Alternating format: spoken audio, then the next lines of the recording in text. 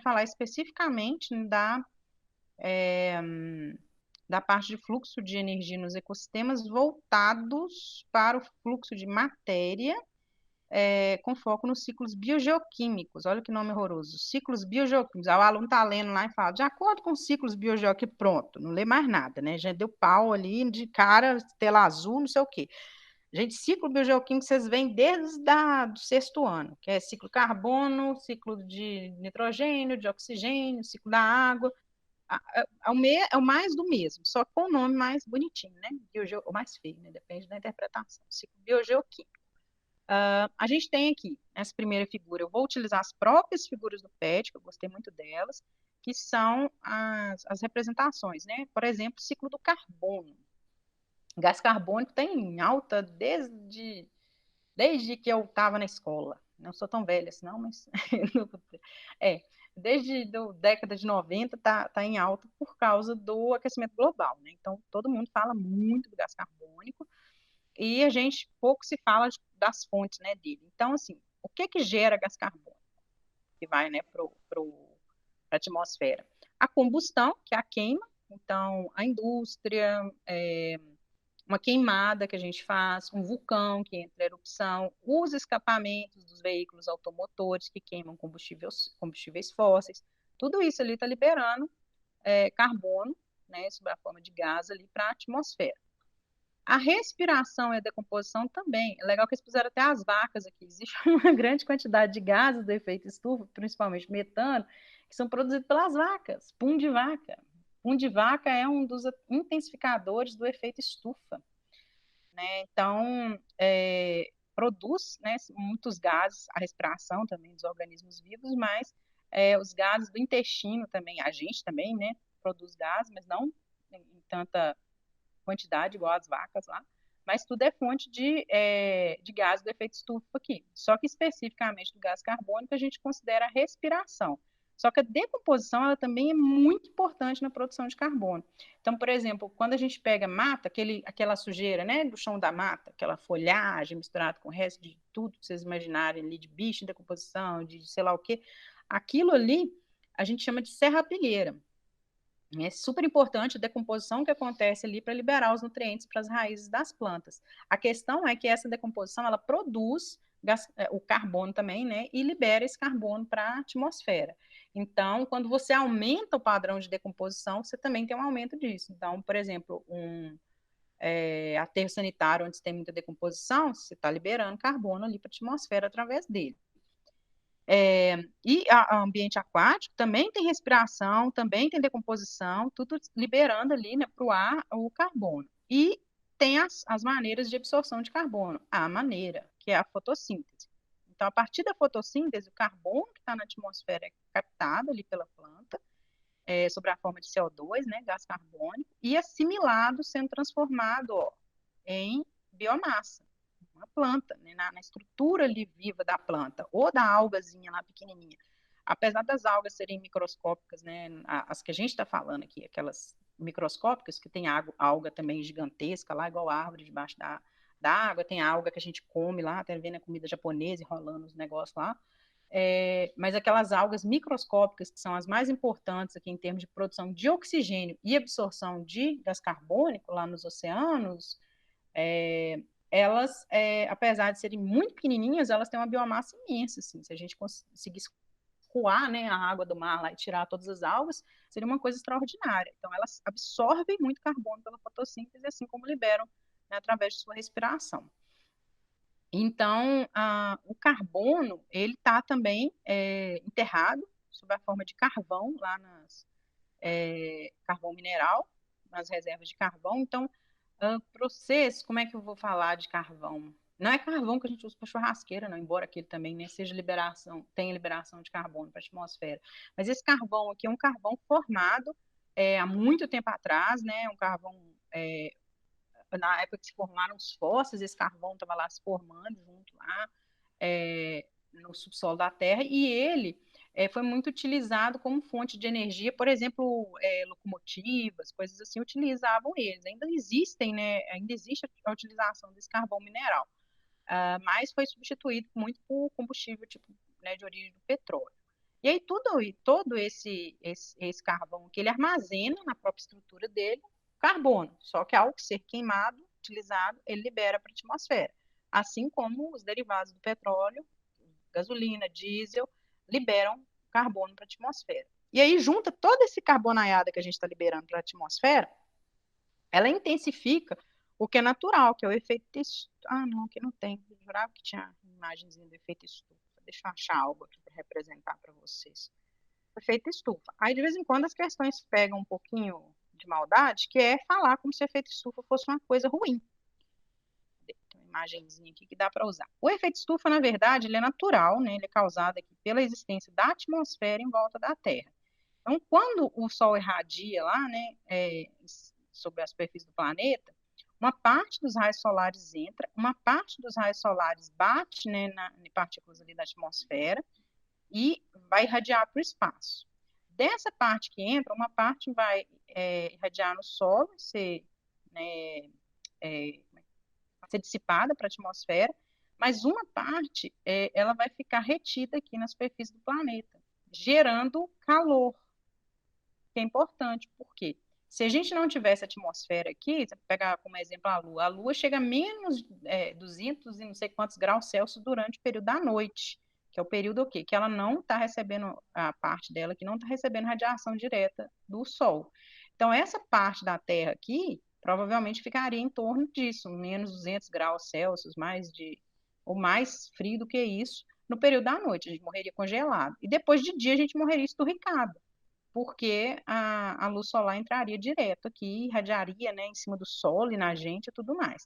Então, de dia, a atmosfera aqui protege para que a radiação solar não venha direto.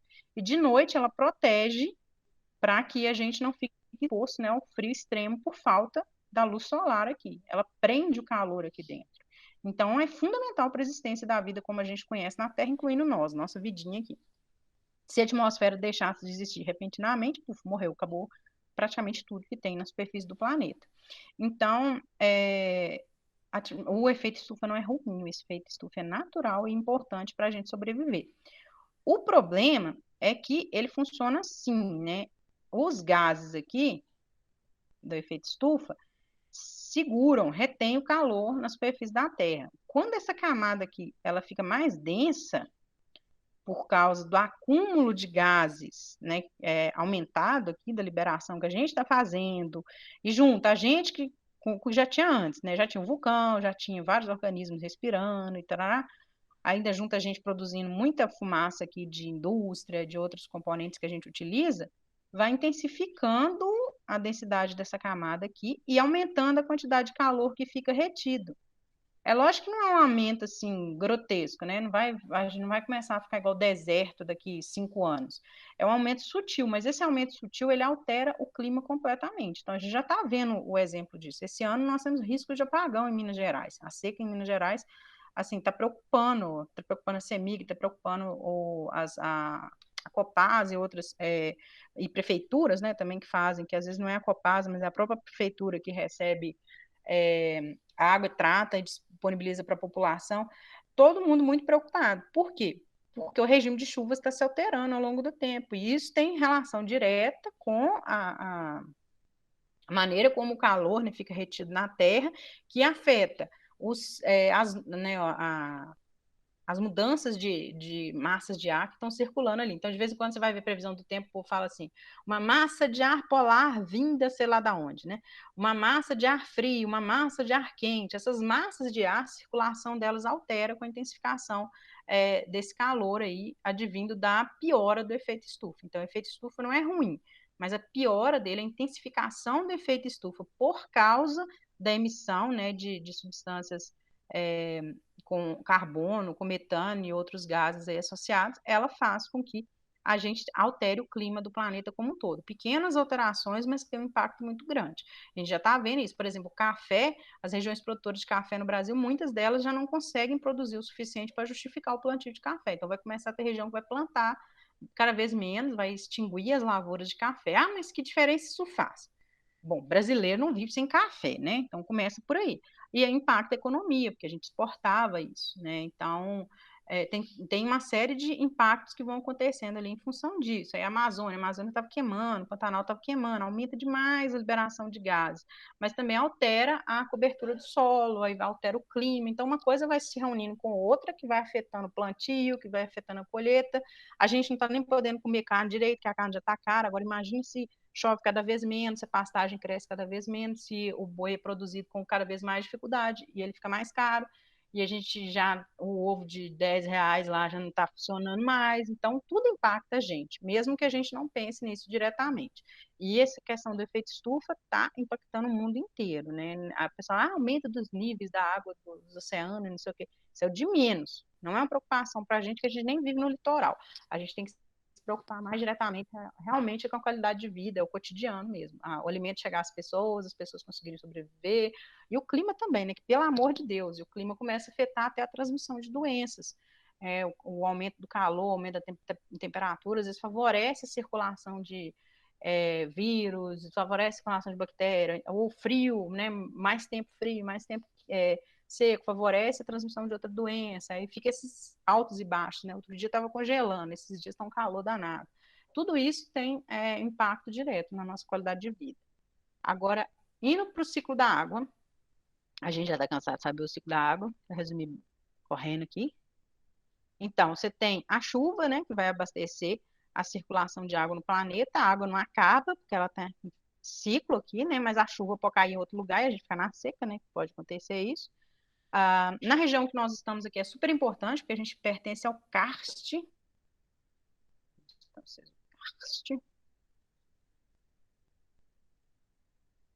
A gente está numa região super importante aqui, pertencemos como área de proteção ambiental do karst aqui da região, mas também somos um sítio Ramsar, que é como se fosse uma declaração assim do mundo de que a gente tem uma importância gigantesca aí para a manutenção de recursos hídricos no mundo. E isso por quê? Porque nós estamos na região de Cerrado aqui, né? Lagoa Santa está aqui, ó. A gente tem várias cavernas que acontecem aqui, né? Incluindo lá a gruta que vocês conhecem bem, o Parque Estadual do Sumidouro. Então, tem as lagoas também, que estão relacionadas ao karst. Então, acho que aqui da turma, todo mundo já deve ter ido na Gruta da Lapinha. Se não foi, tem que ir, que é bem interessante. E essa região, a boquinha da Gruta da Lapinha lá. Então, são regiões formadas com solo com base calcária. Então, essa base calcária aqui do solo, ela permite a formação dessas lagoas. Por quê? Porque a água, com a matéria em decomposição nela, ela fica meio ácida. Vocês talvez estudem isso em química ainda, que é bem legal. E aí, essa água, ela vai escorrendo aqui nessas paredes calcárias, e ao longo do tempo é como se fosse corroendo elas, desgastando elas. E aí, ao longo de milhares, milhões de anos, isso forma bolsões abaixo do solo. E esses bolsões aqui abaixo do solo, eles são. Deixa eu ver se vai aparecer aqui. Alguma formação. Isso aqui é bem legal, dá para ver. Ó. Mas formando esses bolsões, esses buracos aqui abaixo do solo. Isso aqui está exposto, né? Mas no nosso caso aqui, está debaixo do solo, aqui em Lagoa Santa, né? Olha só. E isso impacta direto o ciclo da água. Por quê? Porque no solo de Cerrado, dessa região que a gente está aqui, a água infiltra, forma essas cavernas e, olha, tem sumidouros, né? Que são locais que rios ou lagoas, em vez dele desaguar e continuar o rio lá para o mar, ele enfia no buraco e some lá para o chão adentro. E circula debaixo, literalmente debaixo do solo.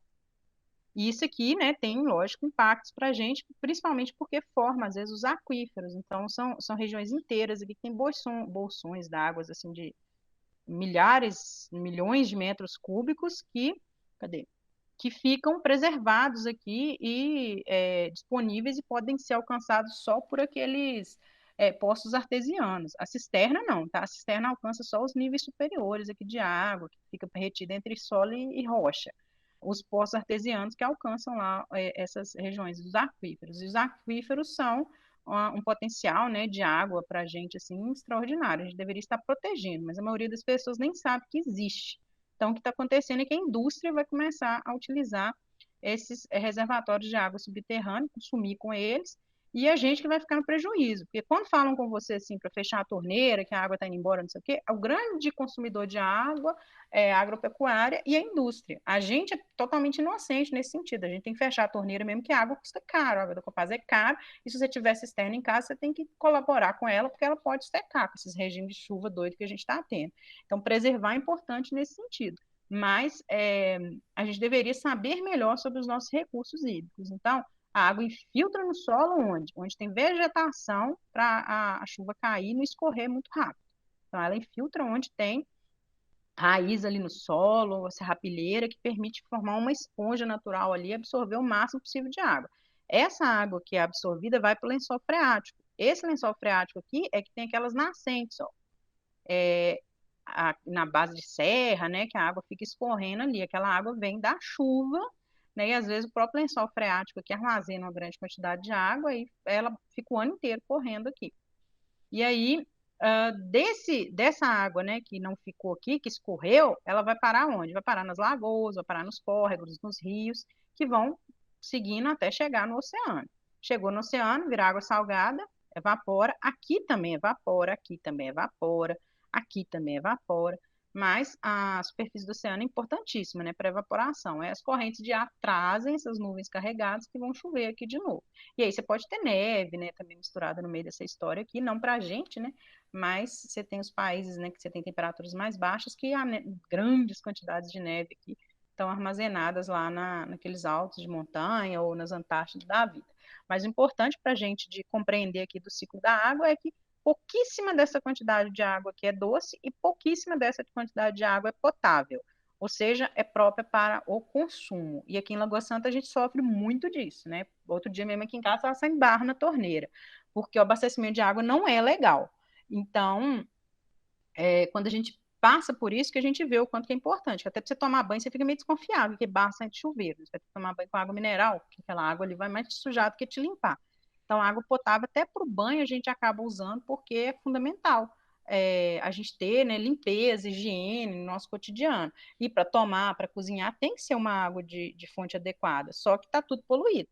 E pouquíssimo tratamento de esgoto para que esse esgoto seja tratado antes de cair aqui nos rios. E aí só deteriora. E ainda coloca um monte de hidrelétrica aqui no caminho, que só piora a situação, então o ciclo da água está todo prejudicado aí nesse contexto dele. E cadê?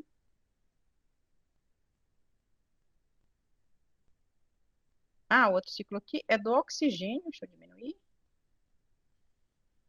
O ciclo do oxigênio. Ah, a gente tem a produção de oxigênio na superfície do planeta, basicamente é fotossíntese. Então, fotossíntese, as plantas lá, principalmente as algas microscópicas lá nos oceanos, são a fonte de oxigênio da Terra. Na fotossíntese, a planta absorve o gás carbônico lá, junto com a energia solar, mais os nutrientes do solo e água, e aí vai liberar, no final das contas, a glicose para ela mesma e o oxigênio, né, para a atmosfera. O que consome oxigênio? A respiração consome oxigênio, a decomposição consome oxigênio. Então, o processo de decomposição que acontece aqui no solo, por exemplo, um fungo decompondo lá o cocô de vaca lá, o esterco, tudo isso aqui consome oxigênio. E a combustão também consome oxigênio. Então, por exemplo, sua casa pegou fogo. Aí você abre a janela e dana para abanar o fogo. Aí você está piorando a situação. Por quê? Porque você está jogando mais oxigênio no fogo. E para pegar fogo ali, o material precisa do oxigênio ou combustão, que é uma reação química que não acontece. Então, o que você faz? Fecha o máximo possível de janela e abafa. Então, quando pega fogo, você não abana. Quando pega fogo, você cobre. Então, você joga o cobertor em cima, que é o que eles ensinam, né, nesses cursos básicos aí que os bombeiros fazem, por exemplo, de primeiros socorros. Então, você abafa, você tampa, porque você tampar o pouco fogo que começou ali, ele já consome o oxigênio que está disponível e pronto, acabou. Ele não vai continuar, porque não tem oxigênio ocorrendo. Então, se você tampar, assim, um experimento simples, né, que a gente pode fazer, você põe uma vela acesa e tampa com um vidro, um copo, por exemplo, um toquinho de vela ou um fósforo, que seja, e tampa com um copo. Quando consumir todo o oxigênio que está disponível ali dentro, acaba a combustão. Né? Então, a própria combustão consome o oxigênio que está disponível aqui na atmosfera. O planeta Terra não tinha oxigênio disponível para manter, por exemplo, a vida da gente, dos outros seres que estão aqui respirando. O que permitiu isso foi o surgimento dos seres autótrofos fotossintetizantes. Eles começaram a produzir, né, e liberar o O2, o oxigênio, que a gente precisa para respirar. E agora, ciclo do nitrogênio, que é super importante porque o nitrogênio é conhecido, né, por ser nutriente. Então, na atmosfera, em volta da gente aqui, mais de 70% do ar é composto de N2, nitrogênio, né, em forma de gás. O nitrogênio que está na atmosfera, ele não pode ser assimilado, então a planta não pode pegar ele, capturar ele, como ela faz com gás carbônico, e utilizar no metabolismo. Ela precisa de assimilar esse nitrogênio, né, através de organismos que conseguem fazer isso. Então, esses organismos vivem lá na raiz dessas plantas, associados com elas, e eles fazem a fixação do nitrogênio, né, aí está representado aqui, ó, bactérias fixadoras. E aí elas fixam esse nitrogênio atmosférico, transformam em amônia, e aí existe todo um processo aqui para garantir a liberação dessa amônia para que as raízes das plantas possam absorver. Então, tudo que está em decomposição aqui, você tem o processo de decomposição, que vai produzir também amônia e vai fazer com que o nitrogênio entre para o ciclo, e o processo de fixação do nitrogênio do ar. E aí, tudo isso aqui, né, faz com que o nitrogênio chegue como, de forma, né, a ser absorvido pela raiz das plantas. E pode acontecer também o inverso, que é a desnitrificação, que vai liberar o nitrogênio gasoso aqui para o ar. E esses processos aqui, eles podem acontecer em ambiente industrial, para a produção de adubos, por exemplo, né? E isso muda muito a situação, porque, por exemplo, no Rio, a quantidade de nitrogênio e fósforo que está na água ela é muito limitante para a produtividade. E às vezes você aduba uma região, né, por exemplo, um grande plantio de soja, recebe aquela adubação química, né, artificial. Quando vem a chuva, ela arrasta todo esse adubo, toda essa grande quantidade, né, de nutrientes e joga no rio. Você está adubando o rio, só que o que você vai fazer é com que aumente o que não deveria aumentar, né, de alga, e essas algas elas também viram um impedimento para a entrada de luz. Aí isso impacta a sobrevivência de outros organismos. Então, o ciclo do nitrogênio ele tem vários impactos ambientais acontecendo a partir dele, exatamente por causa do uso do nitrogênio nos cultivos humanos aí, né, que a gente faz para poder aumentar a produtividade. Até o esterco de vaca, que é natural, ele pode escoar de um curral e ir para um córrego e acontecer isso. É comum também para porco, por exemplo, você tem que ter uma licença, uma autorização, para você criar porco na sua casa. Se alguém denunciar, mesmo que seja fazenda, se alguém denunciar e você não tiver autorização, você vai pagar multas, vão recolher os bichos, uma confusão danada. Por quê? Porque a grande quantidade de cocô que o porco produz, geralmente a pessoa põe uma aguinha lá correndo lá e aquilo ali é jogado numa lagoa, num córrego, e isso vira uma fonte de esgoto horrenda, assim. Eu conheci uma pessoa que adubava com os porcos que ele tinha, adubava, né? Jogava o cocô de porco na lagoa, tá? Aquele montão de fezes todos os dias jogado na lagoa que ele tinha, que era para as tilápias crescerem, né, muito. O que aconteceu? A lagoa virou brejo rapidinho, levou uns 3 anos para virar brejo, porque foi tomada por vegetação. Então, plantas aquáticas, algas e outras coisas cresceram alucinadamente. E aí elas vão retendo, né, terra ali de assoreamento, vão tomando e criando uma grande quantidade de matéria orgânica ali, fechando aquele ambiente. Virou brejo. A inteligência foi demais. E aí perdeu o serviço todo de construção da lagoa. Bom, pessoal, agora dando continuidade, né, a gente vai debater um pouquinho aqui, bem brevemente, as questões da atividade dessa semana, as 3 e 4. Na número 1, tá, a seguinte questionamento aqui. Quando vamos plantar algo, buscamos colocar como adubo fezes de gado, vulgarmente conhecida como esterco. É comum que algumas pessoas também misturem restos de folhas, cascas e afins no preparo da terra, sendo essas práticas conhecidas como adubação orgânica. Essa prática está relacionada ao ciclo do nitrogênio. Explique como essas substâncias misturadas ao solo beneficiam os vegetais plantados. Bom, a gente acabou de ver, né, o ciclo do nitrogênio na atmosfera, e uma das coisas importantes aqui do ciclo de nitrogênio é a maneira como os decompositores vão fazer a liberação, né, da matéria tá orgânica ali, vamos supor, um pedaço dessa planta que morreu, ou esse coelho morreu, ou as fezes desse coelho. Esse material que está sob a forma orgânica, ele não pode ser absorvido aqui pelas raízes das plantas e alimentar, né, todo o sistema aqui da cadeia trófica. mas a partir do momento que os decompositores consomem esse material, eles fazem a liberação dele na forma inorgânica, permitindo que ele entre, né, passe então a entrar aqui no ciclo do nitrogênio, voltando, né, a estar disponível aqui para as raízes das plantas. Então, a questão aqui, ela quer saber como que essas substâncias misturadas aos solos beneficiam os vegetais plantados. Então, ao misturar essas substâncias aqui de matéria orgânica, como esterco, né, de gado ou material que pode que está em decomposição, né, material podre ali, com folhas, cascas e outras coisas na preparação da terra, a gente está aumentando ali a disponibilidade de matéria orgânica que é rica em nitrogênio. E aí, o que, que vai ocorrer? Os organismos decompositores vão pegar esse material e, decompondo ele, vão deixar ele, né, disponível ali para que as plantas absorvam esse nitrogênio depois. Então, você está enriquecendo o solo com nitrogênio.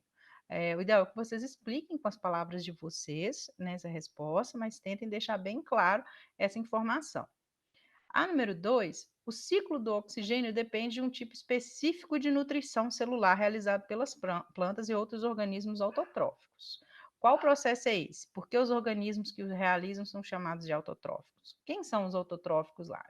São aqueles organismos que produzem, a gente fala que produz o próprio alimento, mas na verdade são os organismos que conseguem utilizar uma fonte de energia externa, no caso aqui das plantas, a luz solar, e com isso fazer, né, uma assimilação de compostos ali e produzir né, substâncias energéticas a partir dele. No caso, a glicose que as plantas vão produzir, né, um tipo de açúcar, lá, um tipo de carboidrato. E aí, esse processo de nutrição celular realizado pelas plantas é o processo de fotossíntese. Né? E está perguntando aqui, por que os organismos que o realizam são chamados de autotróficos? Exatamente porque eles conseguem utilizar uma fonte de energia externa, né, no caso a luz solar, e né, juntar isso, né, essa fonte de energia com outras substâncias e conseguir produzir uma substância ali de reserva energética que eles vão usar para produzir a energia que o corpo precisa, o corpo da planta, no caso, precisa para sobreviver, para crescer, para reproduzir. Então, a resposta, né, para 2 é isso aqui. A número 3, por que as áreas de vegetação, como florestas, são importantes para o ciclo da água? Opa, faltou um ponto de interrogação aqui, né? Explique sua resposta. Bom, quando a gente está falando do ciclo da água, o ciclo da água, a gente tem que pensar na maneira como a água atua aqui, né, nas superfícies. Então, quando existe a chuva, se for uma parte, né, de solo que está descoberta, que não tem vegetação, essa água vai escoar nela aqui e vai retirar boa parte da terra que está aqui na superfície e levar para os lagos, para os rios, que é o processo né, natural que acontece aqui, óbvio, né, tem várias partes, mesmo quando você tem uma região totalmente preservada, tem várias partes do solo que ficam descobertas, então vai ter esse escoamento natural aqui, tanto de folhas, tudo que tiver aqui por cima, mas a gente tem tornado isso cada vez pior, né? E intensificado esse problema que é o assoreamento, que é esse arraste de partículas de solo aqui para dentro dos corpos d'água. E isso, né, também esse escoamento da água aqui, ele é rápido. Então, por exemplo, quando chove, você está num lugar com morro que tem asfalto, a gente vê que a água desce como se fosse um rio mesmo, né? No asfalto afora. Por quê? Porque ela não consegue penetrar no solo, que ela não infiltra no solo de maneira adequada. Então, um grande volume de água vai descendo e escoando aqui. Quando você tem uma área de floresta, além de diminuir, né, a velocidade que as gotas de chuva vão chegar no solo, porque elas vão bater nas árvores, nos troncos aqui, e diminuir a velocidade ali, então ela vai estragar, digamos assim, né, menos aqui a superfície do solo, ela ainda vai ficar. Existe a matéria orgânica no solo aqui, que é a serrapilheira, que é aquela cobertura de folhas, né, de matéria orgânica que tem decomposição ali no solo das áreas de vegetação. E ela vai funcionar como se fosse uma esponja, então ela ainda absorve boa parte dessa água aqui e facilita a infiltração dessa água no solo. E aí abastece, né, as fontes ali de água subterrânea nessas regiões. Nas regiões que são descobertas, sem vegetação, a água escoa mais rapidamente, infiltra menos, né, além de degradar aqui a superfície do solo. Agora vamos voltar lá à pergunta, que que é exatamente isso. Por que que as áreas de vegetação são importantes, né? Elas são regiões fundamentais aqui para a infiltração da água no solo e manutenção das fontes de água subterrâneas, as nascentes que a gente conhece, as cisternas, né, que a gente fura aí para encontrar a camada superficial de água, né, que infiltrou no solo, tudo isso vai ser abastecido a partir dessa infiltração da água que ocorre em solos florestados, por exemplo, né? Tem outras formações que às vezes não é uma floresta, mas é um solo que está coberto ali por uma vegetação que também faz essa proteção natural do solo e também vai permitir a infiltração da água nele. Okay? Agora a questão 4. Nós produzimos uma imensa quantidade de carbono que é liberada na atmosfera e intensifica um fenômeno natural, o efeito estufa. Ele é fundamental para a nossa sobrevivência, pois sem o efeito estufa, a temperatura no planeta teria tanta variação de dia e de noite que a vida como conhecemos não seria possível aqui. Mas com o aumento da liberação de gás carbônico na atmosfera, a perda de temperatura da atmosfera para o espaço é menor, e isso faz com que as temperaturas globais aumentem pouco a pouco ao longo dos anos. Quais atividades do seu cotidiano contribuem diretamente para a liberação de gás carbônico na atmosfera? Em alguma delas seria possível, né, você agir para reduzir essa emissão? Então a gente volta lá no ciclo do carbono para pensar um pouco sobre isso, né? Então, não, minta, esse daqui é do oxigênio. Cadê o carbono? No ciclo do carbono, o que, que aumenta aqui o CO2 na atmosfera, ou o monóxido de carbono, né, que é o CO na atmosfera? Incêndios florestais, decomposição, a liberação de combustíveis fósseis aqui através, né, por exemplo, os motores do carro, um motor de moto, tudo isso produz os gases, né, que intensificam o problema do efeito estufa. Então, dentro do seu cotidiano, é para você pensar maneiras como você está liberando dióxido de carbono para a natureza, até um fogão de lenha, né, que a gente tem em casa, é uma forma de liberação. E maneiras como você pode diminuir isso no seu dia a dia. Então, você pensar o que, que você poderia fazer aí na sua rotina, ou eventualmente, né, porque às vezes é uma situação eventual, que diminuiria essa emissão aqui de gás carbônico para a atmosfera. É simplesmente isso, essa questão. E aí a gente encerra o PET, né, das semanas 3 e 4 e eu encontro vocês na próxima aula para a gente tratar das semanas 5 e 6, pessoal.